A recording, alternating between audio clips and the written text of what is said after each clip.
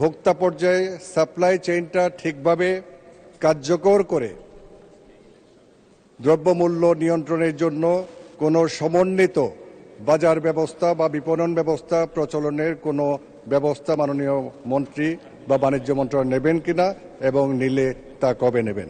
ধন্যবাদ মাননীয় স্পিকার। ধন্যবাদ মাননীয় সদস্য। মাননীয় প্রতিমন্ত্রী।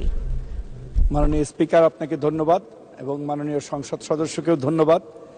মাননীয় স্পিকার, আপনি জানেন যে মাননীয় প্রধানমন্ত্রীর নির্দেশে বাণিজ্য মন্ত্রণালয়, কৃষি মন্ত্রণালয় এবং খাদ্য মন্ত্রণালয় যৌথভাবে বাজার এই ব্যবস্থাপনাটাকে সুষ্ঠু করার জন্য কৃষি উৎপাদিত পণ্যগুলি কৃষি মন্ত্রণালয়ের কৃষি বিপণন অধিদপ্তর নামে একটা প্রতিষ্ঠান আছে, তার মাধ্যমে আমরা কৃষি উৎপাদিত পণ্যের দাম নির্ধারণ করে এবং সেটা যেন উৎপাদক থেকে ভোক্তা পর্যন্ত পৌঁছানোর জন্য যে সাপ্লাই চেনের কথাটা মাননীয় সংসদ সদস্য উল্লেখ করেন, নিরবিচ্ছিন্নভাবে জানি করতে পারি, সেই জন্য আমরা যৌথভাবে কার্যক্রম নেওয়া হচ্ছে এবং ভবিষ্যতেও আরো সুদৃঢ়ভাবে নেওয়া হবে। আমি মাননীয় মন্ত্রীকে আপনার মাধ্যমে প্রশ্ন করে জানতে চাই যে উক্ত এলাকায় কোনো কোল্ড স্টোরেজ নির্মাণের কোনো পরিকল্পনা আছে কিনা, যদি থাকে তা কবে নাগাদ হতে পারে বাস্তবায়ন?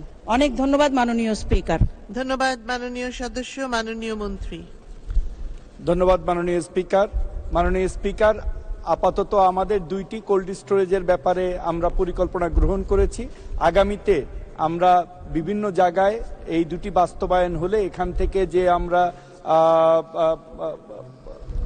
করতে পারবো, অভিজ্ঞতা অর্জন করতে পারবো, পরবর্তীতে দেশের বিভিন্ন জায়গায় সেইখানের কৃষি উৎপাদিত পণ্যের উপরে নির্ভর করে ফিজিবিলিটি স্টাডি করে যদি সেটা ফিজিবল হয় অবশ্যই আমরা দেশের বিভিন্ন জায়গায় একাধিক কোল্ড স্টোরেজের পরিকল্পনা আগামীতে ইনশাল্লাহ নিব।